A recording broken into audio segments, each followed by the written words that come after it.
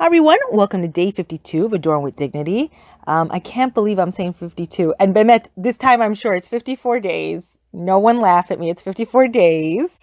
But I can't believe we're almost done. It makes me so sad. So sad.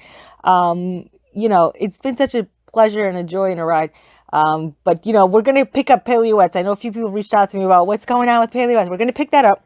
But today, on Adorned with Dignity, we're talking about effects of Immodest Sheitels. And it states out, it says, we know that in the times before Mashiach, there will be a hunger and thirst, not for bread or for water, but to hear the words of HaShem. And it says, women and girls from around the globe are learning from various inspirational books and lectures in their thirst to grow and come closer to HaShem. Surely those who wear attractive wigs are not aware of the harm they are causing and stumbling blocks that they're creating for the public. So we spoke about that in the past. We spoke about, I had said that, one, the fact that a woman wears a sheitel doesn't diminish her sincerity to want to come closer to Hashem. And nor does it diminish the desire that she has, this true desire. And, again, even in albeit, misplaced desire that's coming from a lack of awareness, a lot of women, they really, I believe in my sincerest heart of hearts, that they believe that when you're going out to buy a sheitel, even, the more natural, the more expensive, I think that they really feel that they are really trying to do a Kiddush Hashem, that they're trying, like some people, you tell them buy a mezuzah or tefillah and they want to go the cheapest. And a lot of women don't go that route. I think they really go in with, if I spend the most, I'm spending it like on the mitzvah. And so, the desire is coming from a good place. The execution and what the outcome and the ramifications of it is what the problem is. But it continues on. It says, indeed, this generation needs hizuk and encouragement in a positive manner to provide them with strength to grow in tznius. Yet we feel that we don't want to shortchange the reader by withholding information about the unfortunate negative effects of immodesty. We know that the Torah teaches explicitly about both the rewards and the consequences for fulfilling or violating the mitzvot. So too, we feel it is appropriate to discuss in this lesson the harmful effects of those who conduct themselves immodestly, albeit while unaware of the consequences of their actions, so they can avoid it to the best of their ability. So it says, creating pitfalls is, Harav Yosef Shalom Elishav Shlita depicted the great harm caused by natural-looking wigs. And he said, how can we rectify today's sheitels that have found their way even into the fine homes of the Gedolim? They are very immodest. Why are they immodest? Because they don't just cause regular people to stumble, they affect the pure tzaddikim. Other Gedolim have issued similar statements about this issue, and Harav Pelegi attested that the main cause of forbidden thoughts is the sheitel. It's interesting to note that the Rav Pelegi said that this over 100 years ago, when the sheitels were shorter, stiffer, and less natural looking than today. So imagine they saw the potential harm back then, when it was horsehair, that if you would give it to anyone today, they would laugh at you and they'd probably slap you with the same sheitel you're putting in front of them. And so they saw the damage of that sheitel then, and surely we see the outcome of it. So it says, the Rebbe Zushka explained that why these wigs cause sin. It said the wig is meant to beautify, and therefore it instigates the Yetzer Hara to gaze at and to sin through forbidden thoughts. And the Lachmi Toda, the son of the Baal Hafla'ah, expands upon the sins caused by wearing sheitels, that these cause many to have sinful thoughts, which are more severe than actual sin. And it goes on, it says, causing pain. It says, by dressing inappropriately, a woman unknowingly presents a mishkol to others and cause them untold pain. And it was funny because I remember, having the conversation with Hashem, like many conversations, I have with Hashem all the time.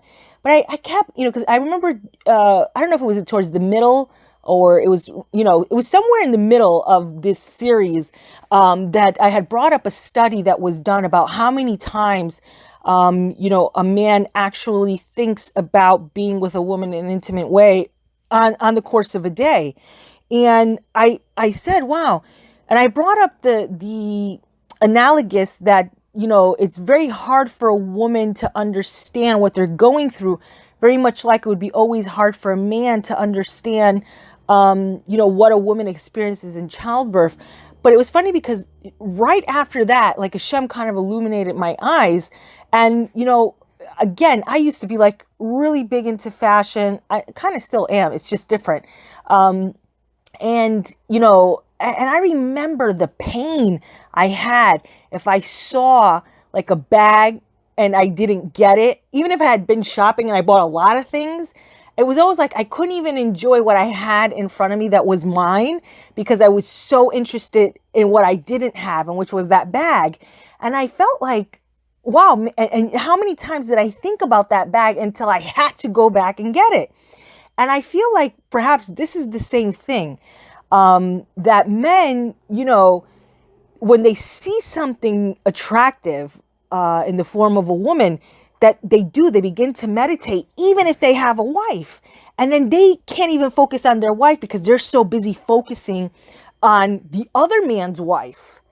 So it's like, I really felt like, wow, this has got to be really painful, because I remember how painful it was for me not to have the bag or not to have the shoes, and every woman knows that one thing they just have to have, that they know it, they have a Yetzirah in it, and they keep struggling and they think about it and they meditate, and it's like, and it's funny because you want it so bad that you have to have it. You do anything to go out and make sure that you get it, and then you toss it away. And this is literally like the same thing being played out. And I don't really think that that women really realize like how painful this does become to a man. And there's a story they're getting ready to bring down that was sent over to Beno Melochem that portrays the ramification of negligence in this area. And they actually went as far to verify this story. And it says, it all began after 4 long years of waiting for a precious child of my own. I cannot describe in words the pain and the roller coaster of emotions we endured. At the time, my husband and I were asked by our neighbors to oversee the maintenance of our building. We graciously welcomed this bit of excitement into our quiet lives. Since my husband is a dedicated Talmid Chacham, I took care of the technicalities of this project. I organized a meeting for the neighbors, which took place in our home, and I felt a bit uncomfortable when I noticed that 3 of the neighbors were single men. Later, I found out that one of them was an older bachur, and the second was a widower, and the third was divorced. The next day, we printed out the rules which had been discussed at the meeting, and my husband then went around to the neighbors to distribute the papers. Upon his return, I was startled to his expression. His face was crimson red, and his heart was pounding. When I asked him what happened, he answered me with hesitation. And he said, one of the neighbors who was here yesterday opened the door for me, took the sheet of paper I gave him, and just as he was about to shut the door, he said in a pained voice, "I don't forgive you." And I was shocked. I turned to knock on the door again. At first he didn't answer, but I continued knocking. Finally, he opened the door. And I immediately asked him to tell me why he was so upset. Painfully, he answered, "If you would know how much my poor soul suffers every day since my wife passed away, you wouldn't let your wife dress the way she does." And I stood there in total shock, and I couldn't think straight. Never mind respond. As I was talking to him, another 2 neighbors passed by and added their comments. Every morning we have challenges when we pass her. Does your wife think that we're malachim? And last night we sat at the meeting opposite her for a full hour. Are you not embarrassed? Where's your Rahmanis? Where do you get this cruelty from? Throughout the conversation, they mentioned your wig. I wish that the ground would have swallowed me up. I tried to calm them by apologizing, but I realized that their pain was so deep and that it was so futile to try to stop them. So then the woman responded. She said, I sat there dumbfounded. It never occurred to me that for one moment that I was causing anyone pain and anguish. On the contrary, I always got many compliments on how I looked, and I thought I was making a Kiddush Hashem through looking good. I didn't dream that there was anything wrong with the way I dress, especially since my husband, who's a refined Talmid Chacham, never mentioned anything about it. It pained me to hear that I was being cruel with my attractive clothes and wig. The next day, there was a letter in our post box, and it came from the widower. He first wrote that he was sorry for his outburst, and then he continued with the following. And he said, when I was married, I had to work on guarding my eyes from forbidden sights. Yet when my wife became ill and paralyzed, my challenges became greater.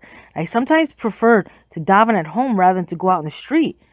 Now that I'm alone, I wish I could go out into the streets and announce to everyone what I and others need to endure. Yesterday, I poured out my pain to you, although it's not only you that causes us this heartache. And this letter was a turning point in my life. I was not an expert in the laws of tznius since I'd never really delved into the subject, but I always was careful with others' feelings, and I prided myself in being stringent in the laws of bein adam lachaviro, and I resolved that I would not indulge in any fleeting pleasures in this world if it would cause a fellow Jew to suffer. That very evening, I went out to buy myself some refined tznius clothes and a pleasant-looking tichel. I took my sheitels and clothes that had caused such pain to my neighbors and cut them up in small pieces. I didn't want to keep any remembrance of them in my home, and I resolved that from then on, I would only dress in this manner. And with my eyes turned upwards to Shemaim, I called out to our beloved Father from the very depths of my heart, Ribbon Shalom, please help all the singles in Klal Yisrael find their zivugim, and please bless us with a child. 9 months later, we were, Baruch HaShem, we became the happiest parents ever. And today we have 2 beautiful children, Gei and Hara, and I am so content knowing I don't cause pain to anyone, and no one has to struggle because of me. And I hope this story will give many women who certainly don't intend to cause any pain more hizuk in regards to the precious mitzvah tznius, the zechus of being careful with the mitzvot between man and his fellow Jew, and with tznius, and maybe all be zochet to the Geulah Shlema Bakarov. Very powerful story, and I think this story really does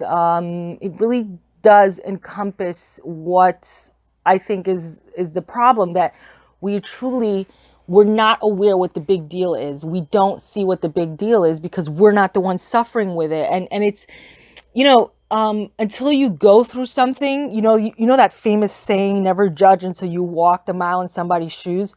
And sometimes those shoes are really worn out, and we don't understand that because unless we've gone through that, we just don't get it. We're just totally oblivious. And I mean, and I think again, with everything being, we're so desensitized to everything that it really takes a big knock on the head sometimes with us to just really shake us up. So I really hope that it won't have to come to that women will really start to understand, really the pain that it causes, and whatever way that is, for whatever that thing was that they had a yetzirah, and that they would understand that same, whether it's food, clothing, like gossip, whatever it is, that imagine that the hardest thing for a man is his eyes. So, it's you have to be so compassionate. And even I think we learned this mitzvah, we have to keep learning it. There's things I learn all the time. So I always feel like, you can never stop learning about this mitzvah. And it'll only be for your benefit. But I want to thank HaShem again for the amazing opportunity. Thank every single listener that has listened to this. I really, really, you have no idea, I really appreciate all the time that you give into learning into this mitzvah. Should be a zechus for all Klal Yisrael, and to your children, to my children, to all of Hashem's children. I pray that we would all come together in unity. And who knows, perhaps there's only 53 days because B'ezrat Hashem, Mashiach will be here. But if he's not, I hope we'll all be together again soon, B'ezrat Hashem.